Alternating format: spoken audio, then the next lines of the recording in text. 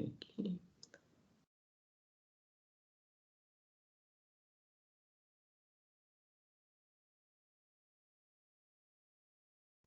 Acho que agora começou a gravar. Deixa eu só checar aqui. Ah, agora está gravando, beleza. Então vamos lá, né?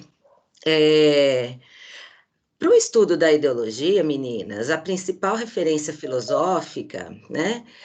O principal filósofo, bom dia para quem está chegando, Ana Lívia também, é o Karl Marx, tá? Por quê? Porque todos aqueles conhecimentos que nós tivemos o ano passado, que vocês estudaram sobre o trabalho, né, nós vamos precisar dele para entender a ideologia. Então, eu vou falar um pouquinho, né, conversar um pouquinho com vocês, se sintam à vontade para perguntar, para comentar, assim, a hora que vocês acharem necessário, tá? Então, eu vou começar com uma frase, tá? Que é uma frase do Karl Marx. Se a aparência e a essência das coisas coincidissem, né, se elas fossem iguais, a ciência ou a filosofia seriam desnecessárias. Então, vamos imaginar assim: na nossa vida em sociedade, na nossa realidade, é como se existissem dois níveis, dois degraus, assim podemos dizer. O primeiro é a aparência, tá? A aparência, pessoal, é aquilo que a gente vê todos os dias, a aparência das coisas, né? A aparência, ela faz parte da realidade, né? A minha aparência, por exemplo, a aparência de vocês, a aparência das relações sociais, a aparência do mundo do trabalho, tá bom? Só que a aparência é só, assim, a primeira parte da realidade, é a superfície, né? E existe também a essência, o outro nível da realidade que está mais profundo. É como se fosse é como se na nossa sociedade, na nossa vida em sociedade, nós tivéssemos algumas camadas. A aparência é a primeira camada, tá bom? E a essência, ela se esconde, ela está assim, embaixo da aparência. E a aparência não deixa a gente captar a essência no nosso dia a dia. Então, vamos entender a aparência, que é a primeira visão que a gente tem das coisas, tá? Ela é superficial, a aparência também é ilusória, tá? Ela mostra as coisas de uma maneira ilusória para a gente, maquiada, fantasiadas, bonitinhas. A aparência também, esse primeiro nível da realidade, ele é parcial. Parcial em que sentido? A gente enxerga só uma parte quando a gente está só no nível da aparência. E a aparência também é enganadora, pessoal. Aparência do quê, professora? De tudo, de todas as relações sociais, tá? É disso que nós estamos falando aqui. Das relações entre os homens, das relações entre os seres humanos. A essência que está embaixo, ocultada pela aparência, ela é um nível mais profundo da realidade. Então, para chegar à essência, para compreender a essência, e a essência, ela leva a gente a compreender a verdade, tá, pessoal? A gente precisa da filosofia, a gente precisa da sociologia, a gente precisa fazer um esforço mental para chegar à essência. E quando nós estamos estudando ideologia, o que é ideologia? A principal tarefa nossa, então, nesse momento do nosso curso, é sair da aparência e conseguir ir lá fundo para captar a essência das relações sociais, tá? Então, o que é mais importante da essência das relações sociais? A gente só entende a essência quando a gente vai no mundo do trabalho. Lembram o ano passado, quando, né, um dos conteúdos foi o trabalho humano, né? Primeiro nós estudamos que o trabalho em si, né, ele é uma atividade criativa, transformadora, né? É a atividade por meio do qual, né, o ser humano ele constrói a si mesmo e a sua sociedade. Então, desde sempre o ser humano precisou trabalhar, desde sempre, desde a pré-história. Para quê? Para sobreviver. Né? Ninguém aqui vive sem comer, a gente não vive sem se abrigar do frio, com uma roupa, sem morar em uma casa, então a gente precisa, assim, do mínimo para sobreviver. E desde sempre, desde a pré-história, os seres humanos trabalharam para sobreviver. E é por meio do trabalho que a gente cria tudo que está à nossa volta, tudo trabalho humano, né? Desde o trabalho mais simples que existia na pré-história, que era colher um fruto, o ato de colher já é um trabalho, né? Depois caçar. Para caçar, o homem desenvolveu instrumentos de trabalho, né? Lascou a pedra e descobriu que aquilo, opa, vira uma lança. Então, a gente tem um instrumento de trabalho mais primitivo, né? Que é uma pedra lascada, e hoje em dia é um instrumento de trabalho mais complexo, né? Igual esse computador que eu estou usando para dar aula para vocês. É tudo fruto do trabalho humano, né? Com ele nós saímos da pré-história e chegamos hoje, na era da tecnologia. Então, por isso que na filosofia do Karl Marx, o trabalho ele é essencial para compreender o ser humano e as nossas relações na sociedade. Por quê? Porque o trabalho ele esteve presente em toda a nossa história, porque sem o trabalho a gente não sobrevive, tá bom? Tranquilo até aí, pessoal? Dá para entender a importância do trabalho? Dá um salve aí para mim. Sim, professor. Então tá. Então vamos lá. Nós vamos analisar a ideologia no mundo que nós vivemos. E o mundo que nós vivemos é a sociedade capitalista. A maneira de organizar o trabalho é a maneira capitalista. Então vamos lá. Nós vamos ter dois elementos importantes para compreender a nossa organização do trabalho. Em primeiro lugar, o trabalho é organizado a partir da divisão de classes sociais. Então, estou trazendo outro conteúdo que nós já estudamos o ano passado, tá? Então, nós temos dois grupos na sociedade, né? Uma classe dominante, que na nossa sociedade tem o nome de burguesia. Por que a burguesia é a classe dominante? Porque ela tem a propriedade, né, do que nós chamamos de meios de produção. O que é isso? Tudo que os homens, que os seres humanos utilizam para produzir as coisas que nós precisamos para viver. Então, para produzir as nossas roupas, os nossos sapatos, a nossa comida, o nosso celular, o nosso shampoo, a nossa maquiagem, o nosso computador, a série que a gente assiste na Netflix, a música que a gente ouve, né? Para produzir tudo isso, nós precisamos de alguns meios, né? Precisa de matéria-prima, precisa de energia elétrica. Vamos pensar em uma indústria de alimentos, né? Para fazer uma referência ao curso de vocês. Para produzir, sei lá, leite, por exemplo, né? Aquele leite de caixinha.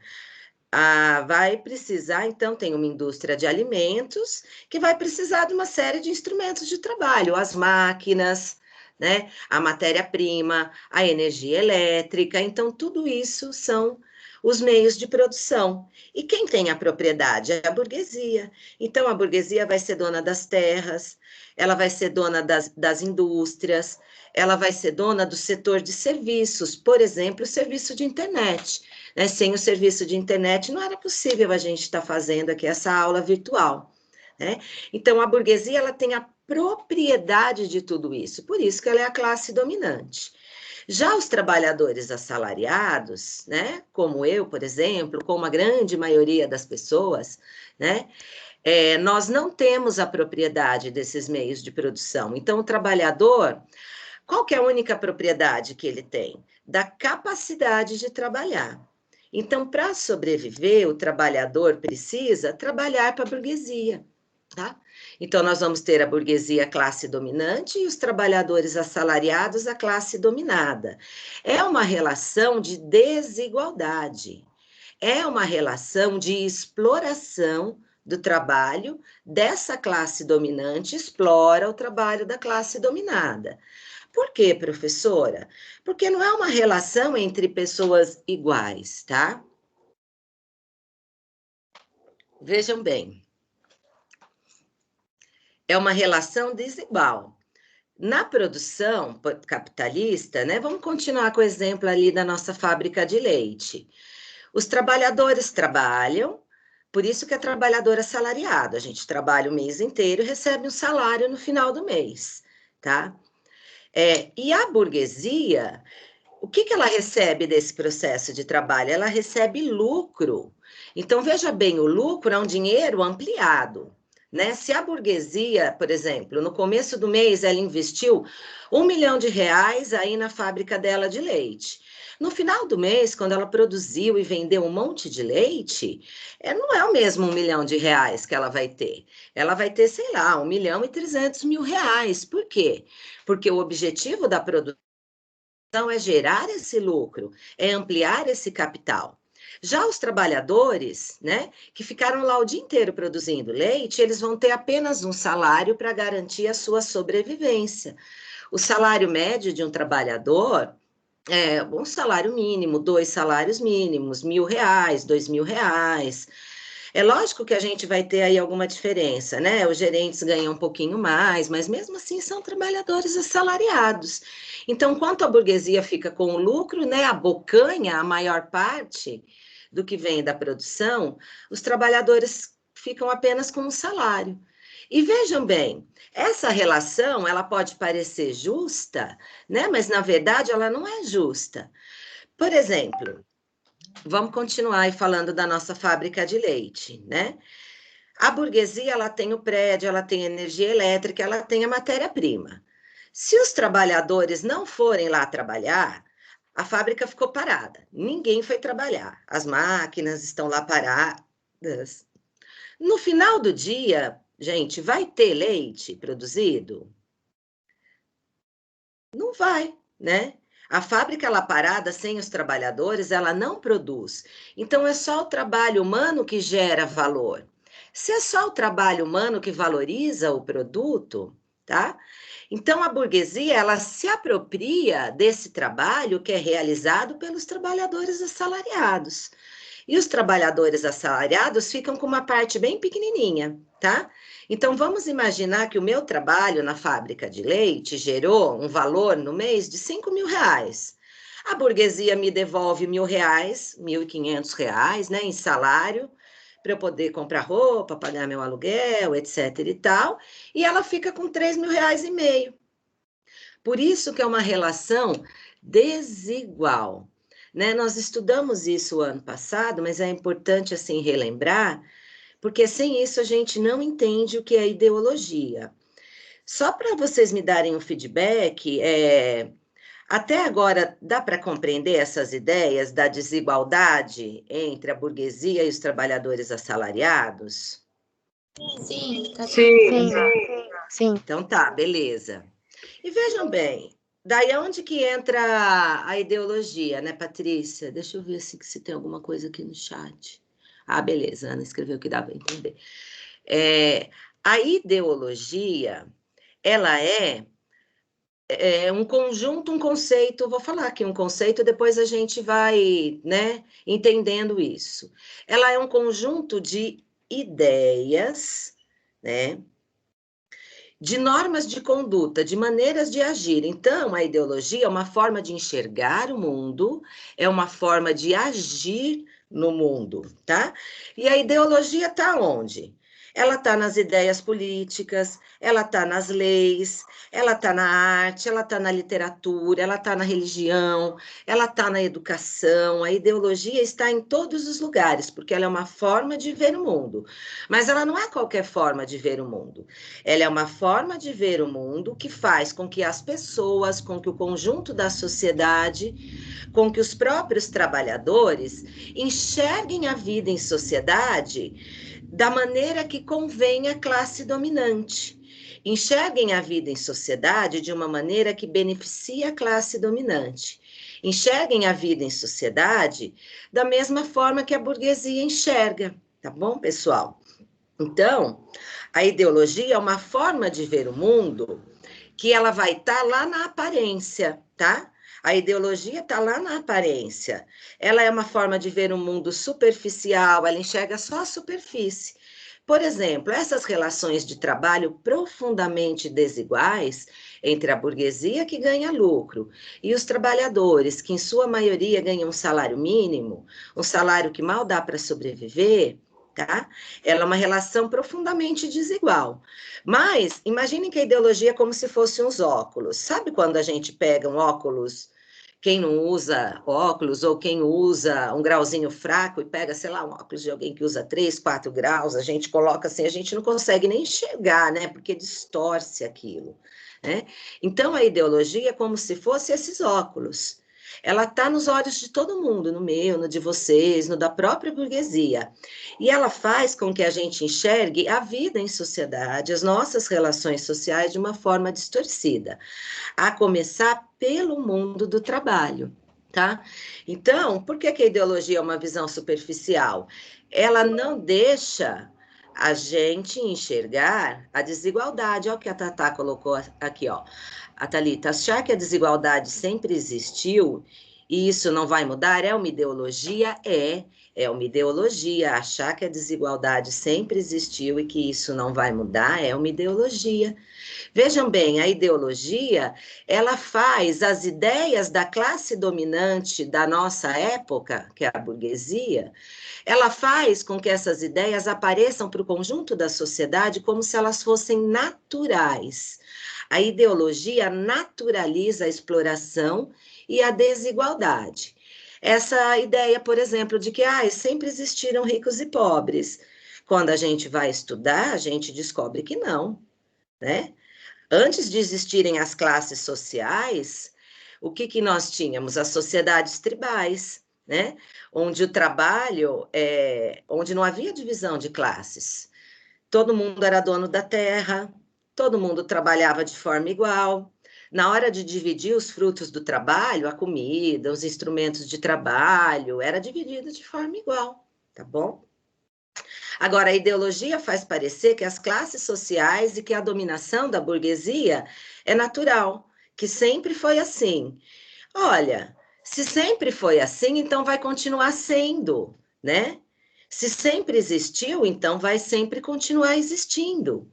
Então, vejam bem, a ideologia é uma forma de ver o mundo, né? Que ela oculta, ela esconde a dominação de classes e a desigualdade social, e porque ela mascara a dominação de classe, né? Ela tira dos trabalhadores a própria capacidade de resistência, porque sempre foi assim, né? Vou dar um outro exemplo. Lembra quando ano passado nós estudamos a ideia da meritocracia, né? Cada um tem de acordo com o seu esforço. Então, essa também é uma ideia ideológica. Então, se o filho da trabalhadora, né, se o filho da trabalhadora doméstica, ele não consegue depois, né, se tornar um empresário, ou não consegue ter um emprego que ele vai ganhar muito, como que as ideias ideológicas explicam isso? Porque ele não se esforçou o suficiente, ele deveria ter estudado mais. Nossa, tem um monte de oportunidade. Por que ele não foi atrás dessas oportunidades? É ideologia, gente. É lógico que tem um monte de oportunidade, mas nós já estudamos isso, né? As oportunidades de um filho de um trabalhador, elas vão ser muito mais limitadas que as oportunidades, né, dos filhos da classe dominante, né? O filho do trabalhador não pode fazer um curso de inglês fora do país, né? Ele não conhece, não tem aquelas relações sociais entre gente rica, influente, importante. Então, é lógico que para um filho da classe dominante é muito mais fácil ser bem-sucedido, ele vai receber herança, inclusive, né?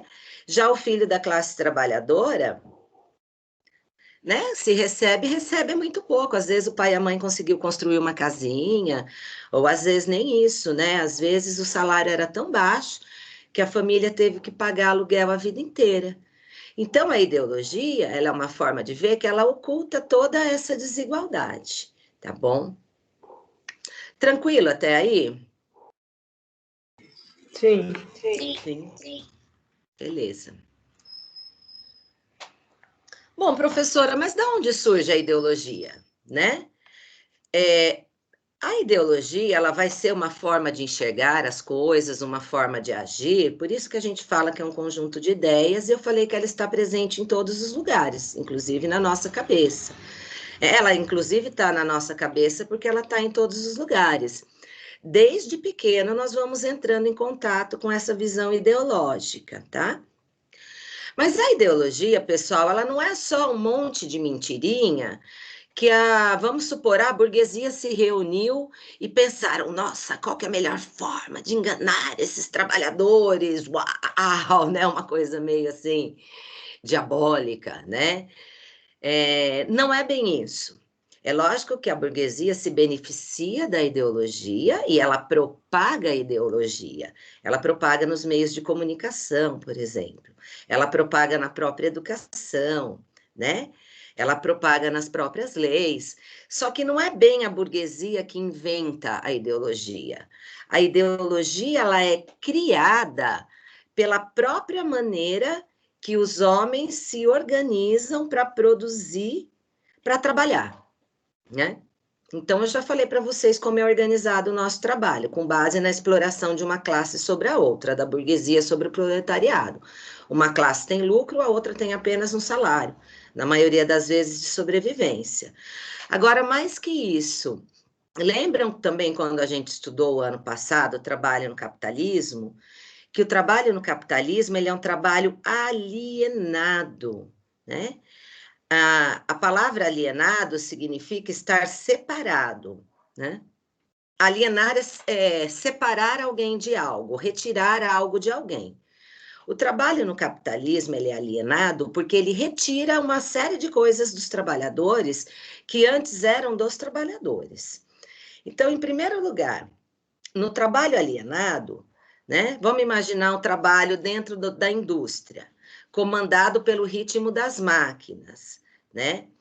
O trabalhador, ele não controla o seu trabalho, nem a hora que ele entra, nem o ritmo do trabalho, né? Nem o que ele quer produzir, nem que matéria-prima ele vai usar. Olha, tudo isso é da burguesia. A burguesia organiza a produção do jeito que ela quer. O trabalhador vai lá simplesmente trabalhar e cumprir uma tarefa que ele é designado para ela. E muitas vezes é uma tarefa repetitiva, né? Imagina que o trabalhador do setor de uma indústria, né? Ele mexe com determinado maquinário. Ele passa o dia inteiro mexendo com aquele maquinário, só aquilo, repetindo, né? Vamos imaginar, por exemplo, produção de celular, né? Dentro a gente vai ter, né, os microchips, aquele monte de engrenagem pequenininha. Agora não dá mais para abrir o celular, antes dava, né? A gente via aqueles parafusinhos pequenininhos. Tem trabalhador que passa o dia inteiro apertando o mesmo parafusinho em diversos celulares, tá? Então, essa característica do trabalho, dele ser altamente repetitivo, ela faz com que o próprio trabalhador ele não compreenda como é produzido aquele produto.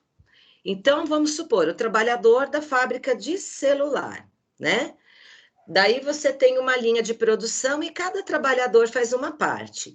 O trabalhador que fica o dia inteiro apertando parafuso, pessoal, ele só sabe apertar o parafusinho. Ele não compreende a totalidade de trabalho que precisa para fazer celular.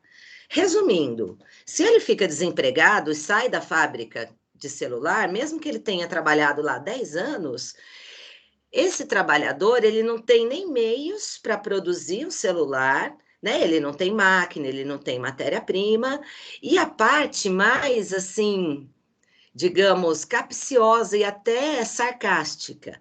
Esse trabalhador, ele também não tem o conhecimento do que ele precisa para produzir o celular, né? Ele não conhece a totalidade, todas as etapas da produção, ele não conhece a base científica e tecnológica que está sendo empregada na produção, né?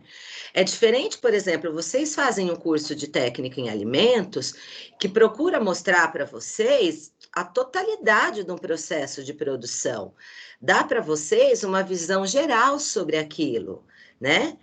Inclusive, por conta dessas e outras, é que a educação técnica integrada do Instituto Federal anda sendo tão atacada, ela incomoda muito a classe dominante. Que onde já se viu? Vai ficar por aí formando trabalhador que sabe pensar? né? Trabalhador que conhece a totalidade do processo produtivo. Então, veja bem, o trabalho é alienado. E pelo fato do trabalho ser alienado, né? A maneira de enxergar a sociedade, ela passa a ser toda alienada. Porque, veja bem, o Marx ele está trabalhando com a seguinte ideia. Ele fala, olha, eu preciso de algo seguro, de um ponto de partida seguro para estudar a sociedade humana e a história humana. Da mesma forma como, quando vocês estão tendo aula de física, para resolver determinadas questões, vocês precisam usar uma fórmula, ela é segura, né? Ela foi comprovada. O Marx estava procurando um fundamento seguro para fazer a sua filosofia e a sua sociologia. Ele vai falar: esse fundamento seguro é o trabalho, porque o homem sempre precisou trabalhar, tá? Então, veja bem, como o trabalho é tão fundamental, é mais ou menos assim, a maneira como nós trabalhamos, ela configura, ela molda, sabe? Imaginem uma massinha, ela molda a maneira como nós vemos o mundo, a maneira como nós enxergamos as coisas, a maneira como nós explicamos as coisas. Então, como o trabalho é alienado na sociedade capitalista, né? A nossa forma de ver o mundo, que é ideológica, ela vai ser parcial também. Da mesma forma que o trabalhador da indústria de celular só sabe apertar um parafuso, ele também enxerga as coisas de forma parcial. Da mesma forma que esse trabalhador não conhece a totalidade do processo produtivo, ele não sabe tudo o que precisa para produzir o celular. Então, da mesma forma, ele não consegue enxergar a exploração de classe que está contida no trabalho, né? Ele não consegue enxergar isso. A ideologia, ela mascara. Vou dar um exemplo de como isso acontece, tá? Por exemplo, nas leis. A ideologia está nas leis também, tá? As leis, se a gente pegar a Constituição, lá diz que todos somos iguais, homens e mulheres, somos todos iguais, todos iguais, independente de classe social, opção política, orientação sexual, gênero, se tem deficiência ou não, ótimo, somos todos iguais. Me digam, amoras, qual igualdade há entre o trabalhador assalariado, que tem apenas o seu trabalho para vender, para sobreviver, muitas vezes por um valor bem baixinho, e a burguesia, que tem os meios de produção e que lucra? Percebem que a igualdade, ela fica apenas na aparência, na superfície, né? Supostamente somos iguais. Mas a hora que a gente desce na essência, no mundo do trabalho, e vai enxergar como as coisas são organizadas, a gente vê que não tem igualdade, né, entre a classe dominante e a classe dominada, né? Então, veja bem, a ideologia ela está em tudo, porque ela é uma forma de pensar que ela acaba sendo criada e gerada pela própria maneira que nós nos organizamos para trabalhar, tá? Então, como o nosso trabalho é alienado, né? A maneira como nós agimos no nosso dia a dia, ela vai sendo moldada para ser toda alienada. O nosso próprio lazer, né? A ideologia está presente no nosso lazer também. Depois a gente vai estudar a indústria cultural. É lógico que a obra de arte tem um poder de transcender, de criticar, mas a maioria das coisas, das músicas, dos filmes, né, não faz nenhuma crítica, né, à desigualdade social, a esse fundamento que mantém as coisas como elas são. Muito pelo contrário, é uma coisa só para alienar, né? Às vezes uma musiquinha vazia que não diz nada, aquele filme que tem sempre um final feliz. Pode falar, Thalita. Thalita está com a mãozinha levantada, pode falar. Essa semana, professora, na verdade, vou começar do início, peraí. As pessoas, elas têm mania de falar, né, que países de primeiro mundo não tem desigualdade. Eu vejo muita gente falando isso, né? Que é só gente rica e tudo mais. Aí essa semana passou um filme que mostrava uma parte da periferia nos Estados Unidos. Aí minha mãe falou assim, nossa, mas onde que é isso? Eu falei, "É nos Estados Unidos, mãe." Ela falou, mas lá tem esse tipo de lugar? Eu falei, lógico que tem. Eu falei, é que geralmente o que a gente vê na TV é só aquelas casas bonitas, né? É, a Uhum. gente não vê o lado periférico da coisa, o lado ruim, vamos assim dizendo, né? Aí tem o tráfico, aí tem o assassinato nessas partes dessas cidades e tudo mais. Ela falou, nossa. Eu falei, aí eu pensei agora, é uma ideologia também que a gente tem, né? Que país muito desenvolvido só tem coisa boa, né? Só tem gente rica. Mas aí vai ver. Então, daí vai ver, né? Não, não é isso, é lógico que não é. É, vamos entender também, até para ajudar a desmascarar essa ideologia aí que a Thalita trouxe para a gente pensar. A produção capitalista ela é organizada de maneira internacional, tá, gente? E veja bem, os países que são dominantes dentro da lógica capitalista, que não por acaso são os países que saíram, né, para colonizar as Américas, os Estados Unidos é um ponto aí fora da curva, né? É, além deles explorarem o trabalho dentro do país deles, eles exploram o nosso trabalho na América Latina, no Caribe, na África, na Ásia. Então, por eles explorarem o trabalho dos trabalhadores do mundo inteiro, eles conseguem explorar menos o trabalho dos trabalhadores do país deles. Tá?